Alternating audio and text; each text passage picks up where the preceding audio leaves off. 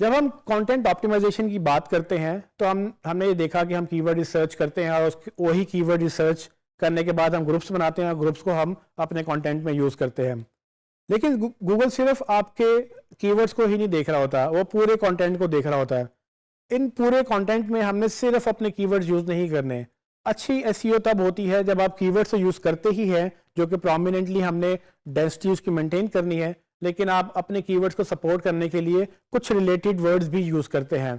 वो related words basically LSI words कहलाते हैं। LSI का मतलब लेटेंट सिमेंटिक इंडेक्स। ये बेसिकली इंग्लिश की एक रिटर्न जो है, ये एल्गोरिथम है कि वो जब गूगल मेजर करता है आपको, वो इस बात को अंडरस्टैंड करता है कि किस तरह से आपने एक चीज़ की बात की और उस चीज़ से दूसरी चीज़ जुड़ी हुई है। सो लोग LSI को यानी कि लेटेंट सिमेंटिक इंडेक्स इन वर्ड्स को कंफ्यूज करते हैं सिनोनिम्स के साथ। सिनोनिम्स का मतलब डिफरेंट है। सो फॉर एग्जांपल हमारे मोबाइल स्टोर की एग्जांपल में मैं अगर मोबाइल मार्केट प्लेस या मैं मोबाइल स्टोर की जगह अगर मैं मोबाइल मार्केट प्लेस लिखूं तो वो सिनोनिम के तौर पे काउंट हो सकता है कि एक वर्ड की जगह दूसरी वर्ड जगह ले सकता है।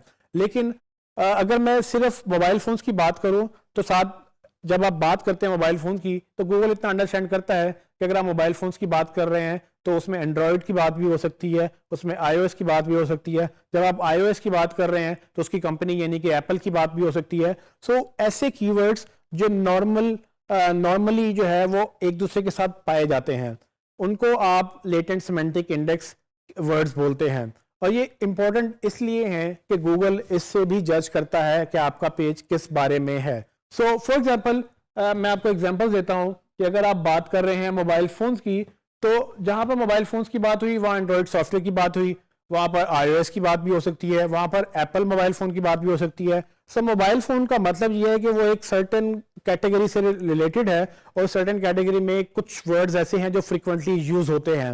मोबाइल फ़ोन से हट के हम अपैरल में बात करते हैं।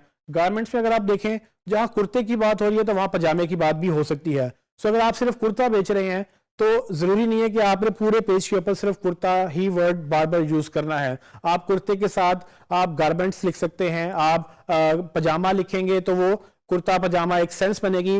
गूगल को ये समझने में आसानी होगी कि ये कुर्ता जो बात हो रही है इसमें किस तरह की या किस चीज की बात हो रही है। एक और बड़ा कंफ्यूजिंग वर्ड है जिसको बोलते हैं जावा। सो जावा अगर आप लिखें तो जावा बेसिकली इंडोनेशिया में एक आइलैंड का नाम भी है। जावा एक लैंग्वेज भी है जिसको जावास्क्रिप्ट या जावा दोनों बोलते हैं, और फिर जावा कॉफी भी है जो कि लोग पीते हैं। सो जावा जब कोई लिखे तो गूगल कैसे अंडरस्टैंड करे कि जावा लोगों ने कौन सा सर्च किया है। सो बेसिकली इसी प्रॉब्लम को सॉल्व करने के लिए गूगल बाकी वर्ड्स को भी देखता है। जब आप जावा लिखेंगे, अगर वो आइलैंड की बात हो रही है तो आप टूरिज्म भी लिखेंगे। जब आप टूरिज्म लिखेंगे तो गूगल समझ जाएगा कि ये जावा बेसिकली इंडोनेशिया में जो एक जावा आइलैंड है उसकी बात हो रही है। लेकिन अगर आप फॉर एग्जांपल जावा के साथ लैंग्वेज बात करेंगे, कोडिंग की बात करेंगे, प्रोग्रामिंग की बात करेंगे, तो गूगल ये समझ जाएगा कि ये जो जावा है ये बेसिकली जावा लैंग्वेज है जो कि कंप्यूटर प्रोग्रामिंग की एक लैंग्वेज है जिसमें प्रोग्राम लिखे जाते हैं। और इसी तरह से अगर आप जावा के साथ कॉफी की बात करें, पीने की बात करें, तो गूगल समझ सकेगा कि जावा जो है ये कॉफी वाला जावा है, ना कि कोई और जावा है।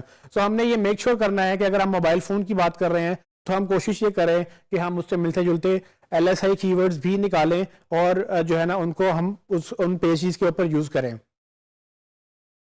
मुझे पता है अब आप ये पूछेंगे कि LSI कीवर्ड्स निकालते कैसे हैं। सो मैं आपके लिए उसके लिए भी एक हमने टूल ढूंढा हुआ है जो मैं चाहूंगा कि अगर आप उसको यूज करेंगे तो आप LSI कीवर्ड उसमें से निकाल सकते हैं। फॉर एग्जांपल अगर मैं मोबाइल फोन लिखूं तो कुछ इस तरह से LSI कीवर्ड्स निकलते हैं। इस टूल का नाम LSI ग्राफ है। ये एक पेड टूल है लेकिन ये कुछ फ्री सर्चेस देता है। इसके अलावा आप और भी टूल्स यूज कर सकते हैं, लेकिन मैं आपको लाइव डेमो इसी टूल का भी दिखाता हूं ताकि आपको ये समझ आ जाए कि किस तरह से आप इस टूल को यूज करते हुए रिलेटेड कीवर्ड्स यानी कि LSI कीवर्ड्स निकाल सकते हैं।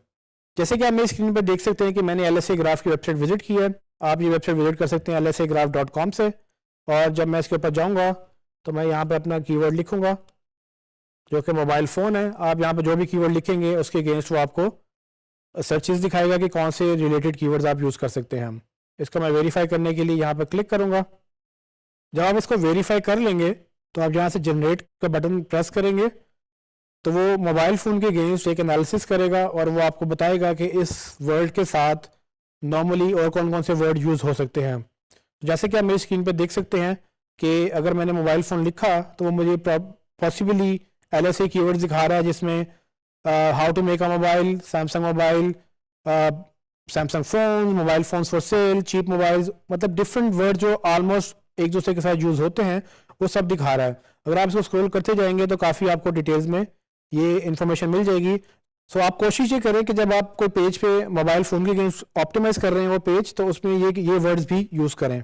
जैसे कि आपने देखा कि LSA ग्राफ के ज़रिए मैंने रिलेटेड वर्ड्स निकाले जो कि LSA कीवर्ड्स कहलाते हैं, और मैं अगर अपना पेज मोबाइल फ़ोन्स के अगेंस्ट ऑप्टिमाइज करूँगा तो मैं चाहूँगा कि मैं इन कीवर्ड्स को भी यूज़ करूँ ताकि गूगल को ये अंडरस्टैंडिंग हो जाए कि अगर मैं मोबाइल फ़ोन्स की बात कर रहा हूँ तो मैं मोबाइल फ़ोन से रिलेटेड और भी वर्ड्स उस पर यूज़ कर रहा हूँ।